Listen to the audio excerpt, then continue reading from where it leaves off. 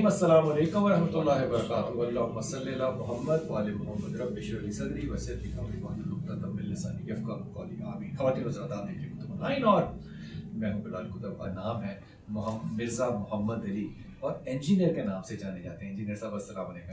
جی وعلیکم السلام ورحمۃ اللہ وبرکاتہ۔ الحمدللہ علی کل حال۔ ایک تو تعلق آپ کے ساتھ یہ ہے کہ آپ کا دینی تعلق ہے اور آپ کو ظاہر ہے میں بھی آپ کے انتہائی نالائق طالب علموں کی طرح آپ کو بڑی باقاعدگی سے سنتا ہوں۔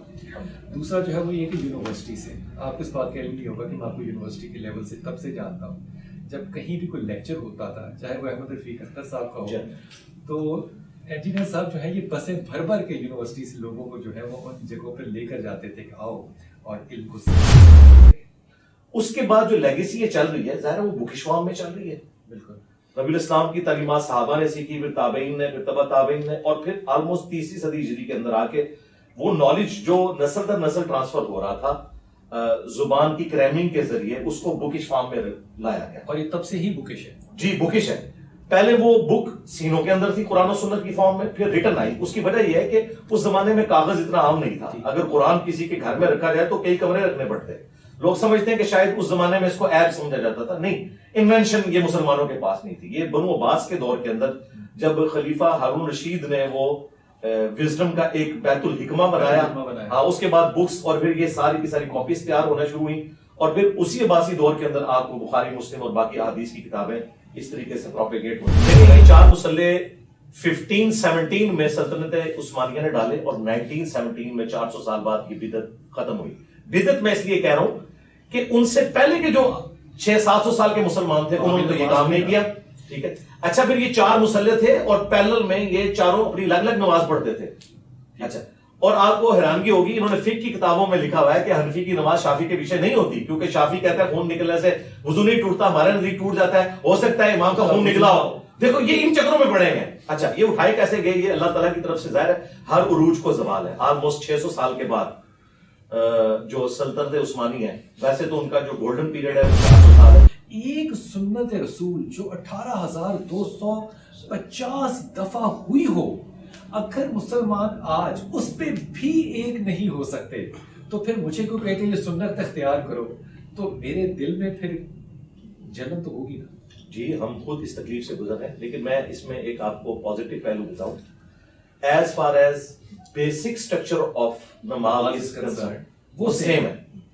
یہاں پہ اگر 4 بندے بیٹھے ہوئے ہیں، کسی کی بازو نہیں ہے، کسی کی آنکھ نہیں ہے، کسی کا پاؤں نہیں ہے، سب کو انسان ہی ہونا چاہیے، ٹھیک۔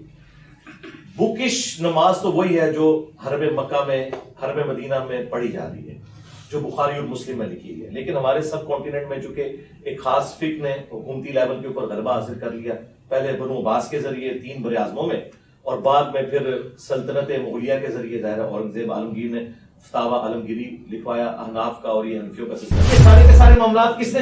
الخوارزمی، جس کے اوپر پوری سائنس کھڑی ہے، کمپیوٹر، یہ کون تھا؟ وہ مانتے ہیں نا، آپ نہیں مانتے؟ نہیں، ہم تو مانتے، کیونکہ آپ کے بزرگوں نے کہا ہے کہ جناب دنیا جو ہے وہ ساکت ہے، اور دنیا گھوم اس لیے نہیں رہی کیونکہ اس کے اوپر انہوں نے ایک پورا فلسفہ جوڑا ہے۔ علماء عرب نے بھی یعنی اس پہ سخت، اور احمد بریلوی صاحب نے پوری کتاب لکھ دی زمین ساکنہ۔ تو جب بچوں کو یہ پڑھائیں گے اور سائنس کی کتاب کچھ اور کہے گی تو ظاہر ہے یا سائنسدان پیدا ہوں گے یا مذہب پیدا ہوگا۔ ابھی ہمارے مدارس کے اندر نا سائنس تو پڑھائی نہیں جاتی، یہ پرانا فلسفہ ارسطو کا، بھائی فلسفہ تو کرالریز کے اوپر چلتا تھا اور وہ ڈیٹیکٹیو نالج ہوتا تھا۔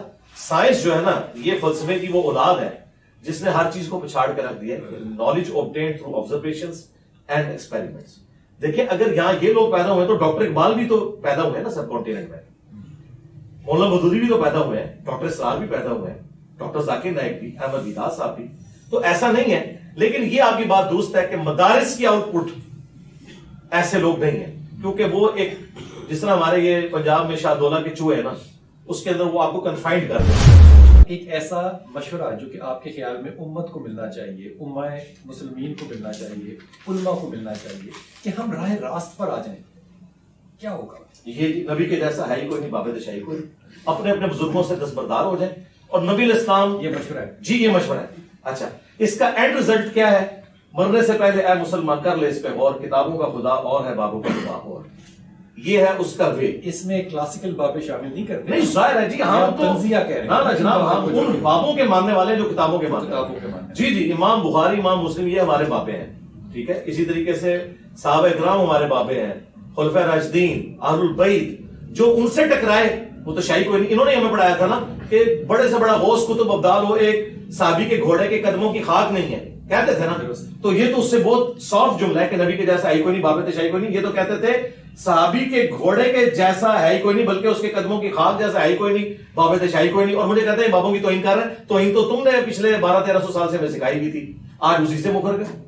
اپنی دعا میں یاد رکھیے گا. اللہ آپ کو بہت سلامتی دے اور سلامتی بانٹنے کی توفیق عطا فرمائے. تو اگلے زمانوں میں تو اذان اناؤنسمنٹ تھی ٹائم بتانے کی, لیکن آج اللہ کے فضل سے ہمارے پاس ٹائم ٹیبل بنے ہوئے ہیں, گھڑیاں ہمارے ہاتھوں پہ بندھی ہوئی ہیں, اور پورے رمضان کا شیڈیول ہمارے سامنے آ جاتا ہے. دنیا کے کسی حصے میں ہو ایسے سافٹ ویئر موجود ہیں کہ جن میں آپ دنیا کے لاکھوں سٹیز کا ڈیٹا دیکھ سکتے ہیں, طلوع فجر کا اور غروب آفتاب کا. لہذا اس وقت کوئی اذان کی ایسا ضرورت روزے کے حوالے سے باقی نہیں رہی. اذان نماز فجر اور نماز مغرب کے لیے ہوتی ہے. پہلے اس کو ڈیول پرپس کے لیے استعمال کیا جاتا تھا, اب اس کا ایک ہی مقصد ہے اور وہ نماز کے لیے لوگوں کو بلانا ہے. اگرچہ وہ بھی گھڑی دیکھ کے لوگ آتے ہیں, لیکن چونکہ وہ شعار اسلام ہے, اسلام نے اسے تعلیم فرمایا, اس کو آپ چینج نہیں کر سکتے. لیکن یہ جو مساجد کے اندر اناؤنسمنٹ ہوتی ہے کہ ختم سحری کے اعتبار سے کہ 15 منٹ رہ گئے ہیں, اب 10 منٹ رہ گئے ہیں, اس کی کوئی ایسا حاجت